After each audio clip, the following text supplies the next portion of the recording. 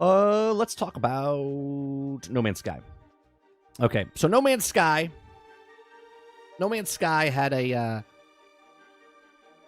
an update, another update, another update. They've had so many updates, I've lost track of how many updates they've had. Okay.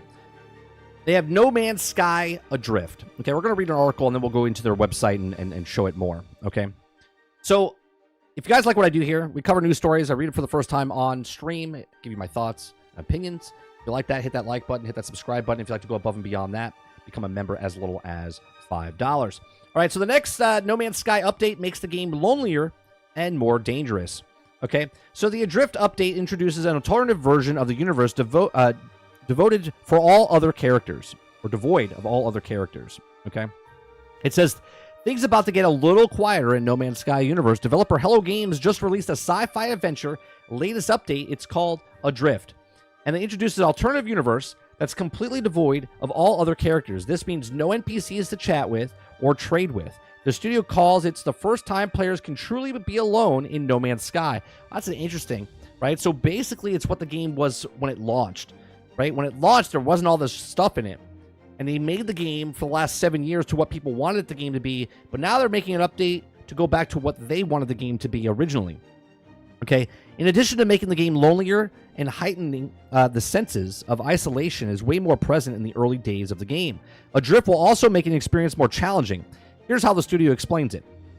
The alternative universe is more dangerous too, with a sandworm now roaming free and find eggs spreading across planets. Buildings are broken and rusted. A few remaining landmarks are graves of lost travelers in space. And a new ghostly frigate beckons, allowing players to recruit a piece of its lonely universe. Additionally, the update will also introduce a new ship type, a huge starship called the Iron Vulture, that the studio says that should at least provide some sanctuary for the harshness of space. The new feature come not long after the Hello launched the game's 27th major update called Orbital, which, among other things, finally introduces a ship editor into a long-running game. Okay, so there you go. That's all they're saying here. Let's go to the actual expedition, and let's look at it. Expedition 13, okay? It says, hello, everyone. As long as they changed in years since No Man's Sky releases, there's so much we love about the game, but there's also something unique at release, that how alone you felt in the universe. Going further back, I have great memories of the unreleased versions of No Man's Sky, where there was no NPCs, no shops, no help, just you, the player, as a tiny dot lost in the infinite.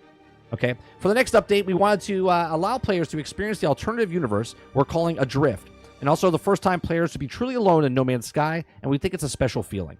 Okay, removing other life forms means no shops, no trading, no shortcuts, and no help, providing a different survival experience. This alternative universe is more dangerous too. The sandworm now roaming free, and also eggs spreading across the planets. Buildings are broken and rusted, and a few remaining landmarks and graves in space. New ghostly frigate beckons, allows players to recruit the piece of lonely universe as we just read. Okay, there's the ship, I guess, that you get to see. Okay. It says, we're already 2 huge updates into the year with the release of Omega, and there's also invited everyone to try the game for free. And Orbital, which is overhauls space stations, introduces a long request feature, ship customization, and we're grateful for such an incredible community. We've been exciting and fascinating to see you all hunting, scavenging, and documenting the hundreds of Starship components available to assemble your dream ship. We also have much more planned for 2024, and today we're launching the 13th of the No Man's Sky community expansion, Adrift. Adrift Expedition. Step into the empty universe where you'll find yourself surrounded by all travelers, and yet someone still alone, or somehow still alone. The galaxy has also been abandoned, and there's no life to be seen anywhere. No aliens, no operational space stations, none of the usual networks of shops or buildings. Though everyone will be awakened and a worm-infested planet, you'll also not be together in the usual sense. The boundaries between realities have thickened. Communications are consumed by static, and even usually is busting the space anomaly is eerily silent. In this forsaken universe, support the merchants and trades. Self-reliance is more critical than ever to survive. Is spread to repair exploration, the combat challenging, and then meditate upon the darkness of deep space. Completing the Lonely Journey will also award exclusive range of collections, including Gnawing Sculler Champion, a supplies of Starship Stealth Paint and Ghostly Frigate, and unique Iron Vulture Starship. Okay. Yeah, that looks pretty cool. I wonder if you could walk around in your starship. Being a drift expedition aboard the Space Anomaly, a form of fresh new save, which may later convert into a normal save mode. All the exclusive rewards earned in completing the expedition phase may be redeemed across all save games, courtesy of the Space Anomaly Quicksilver Cynthia's Companion. Adrift begins today and will run approximately 7 weeks. Expedition awards. Let's see. Contemplate the journey through the drift with posters. Also recall empty endless void of space and the scale of infinite black expanse. They're almost doing stuff sort of like, I shouldn't say they're almost doing like, Fallout 76 kind of does the same type of stuff they're doing with these like type of events. So it's pretty interesting. It says Stealth Paint, exclusive Starship customization option, creating a unique lower raider signature look for your ship. Starship wreckage base parts. Okay, so you can put that in your base with wreckage ships everywhere. You get this little creature here. You get the Ship of the Damned, remains a long-abandoned frigate despite the ruined conditions. With an apparent crew, it sails on through the stars, so that's pretty interesting. You get the Iron Vulture. The vast quantities of cargo across the galaxy, a stylish, high-capacity hauler features a unique silhouette and industry's metal finish. It almost looks like it almost looks like the Mandalorian ship a little bit. I wonder if they kind of marked it off of that. Here, look. Wait 1 second.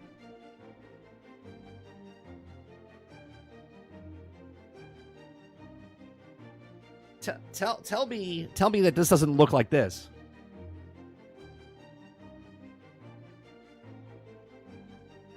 Come on.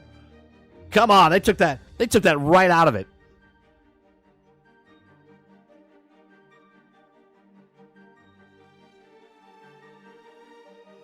That looks pretty eerily, pretty close to the to Mandalorian ship. Okay. Completing the multiplayer missions in Space Anomaly Nexus have also recently unlocked a new set of dazzling ice sculptures in the form of majestic. Okay, so you go. You got some ice sculptures you can get there. You get some badges as well. So there you go. I think it's interesting that 7 years after the fact of the game launching, where it was very lonely, boring, they've now gone back to bringing back the loneliness of the game. Okay, but at the same time, it's a completely different game now. So I wonder what it feels like now to play this game like it was in the very beginning, but now play it with all the updates they have in there. But yet there's no shops, there's no trading, there's none of that. So you're literally just surviving. You're trying to figure out something as you're going from one planet to the next, figuring out this quest, okay? And you have to keep getting the food. You have to keep getting the gas or the fuel. You have to try to keep updating your ship, I would assume, just like you did before. But now there's no places to buy those things, so you just have to upgrade those things. Be interesting. Maybe I'll jump back in this weekend and test it out a little bit. What's going on, Alien? No health. So if you die, you have to restart the entire DLC. I mean, I would, like, it's a hardcore server, which they already had in the game as a hardcore type of thing. This is very interesting. 7 years later and 27 updates later, I think the game, if you're playing like it was day one, now with all the stuff they've done, I think it's going to be a completely different experience, right? Yeah, it's always free, Quintar. It's always free. That's the crazy part. There's a meme that said, Sean, please let me pay. Please let me play. Or pay.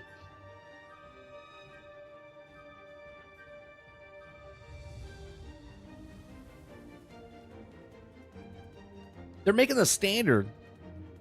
Like, think about all the stuff. To be honest, though, what No Man's Sky is doing, Fallout 76 and Sea of Thieves, these three games are knocking live service out of the park. Okay? They really are.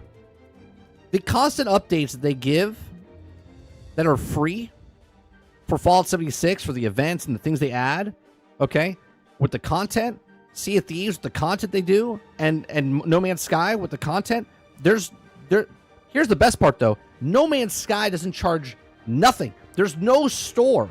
Sea of Thieves has an emporium. The Pirate Emporium, Fallout 76 has the Atom Shop. Okay, this game does not have any microtransactions. 0. It's insane. This should be the standard, not the outlier. Eclipse says, I can't get into No Man's Sky. It's way too sandboxy for me. Like, I'm fine with the sandbox, but if you got to give me a little structure, or my mind just starts to wander off.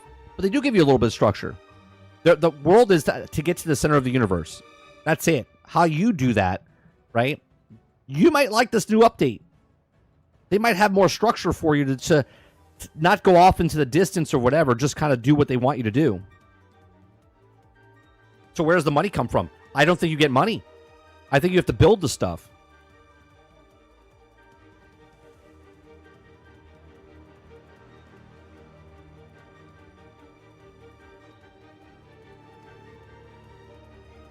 Yeah, I would have to figure that out, Alien.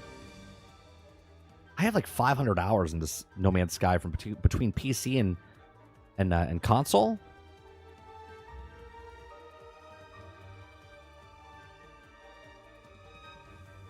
Have you guys seen? I was referring to the devs. How could they maintain the game like this and everything is free for players? Oh, so we read an article, a Reddit post, about a year ago, I think it was now. Now, we don't know for sure, Alien, but we believe that the game sold so many copies when it came out, sort of like Pal World, okay? This is perfect. We were just talking about Pal World, okay? We don't know how many they sold. They never tell us how many they sold. But supposedly, they sold upwards to like 16 million copies, 15 to 16 million copies of No Man's Sky when it first came out, okay? But no one ever says anything. So they made so much money from No Man's Sky when it first launched, sort of like a Pal World did, that they could literally give free updates. In this Reddit post they did, based off of them selling so many copies, and with the studio being only 20 people, they could go another 16 years. 16 years. Okay, total. Not another 16 years. A total of 16 years without ever charging, based off the money they made just from the original No Man's Sky. Now, you're going to remember, every time they do an update like this, they sell more copies of No Man's Sky. Because someone's always first time coming into No Man's Sky. Sort of like Minecraft does, sort of like that type of thing. No Man's Sky was made a killing for sales over the years. They made a sale killing in the very beginning, and they continue to make sales throughout the years.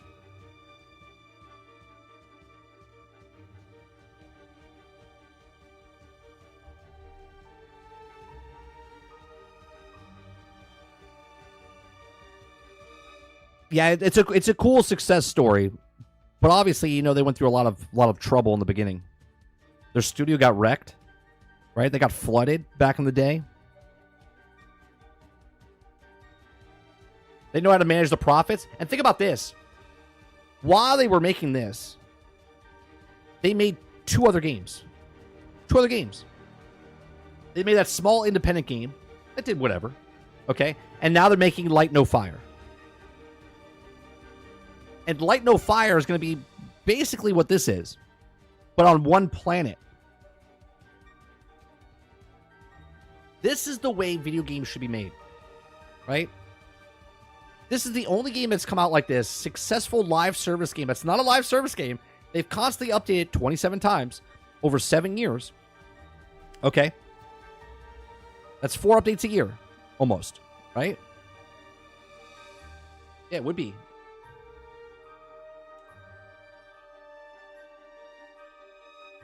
Right, management goes a long way, Crowded. I didn't have any useless CEO trying to please stockholders to deal with any of it. Well, you got to remember, they had a deal with Sony in the very beginning. That's what killed this game. They got killed by a deal they had with Sony. They had to go quiet for 2 years. This is why Sean Murray said nothing for 2 years. And then after the 2-year contract ended, that's when they came out with the first update, and then they've been updating it ever since. They put their head down and did work.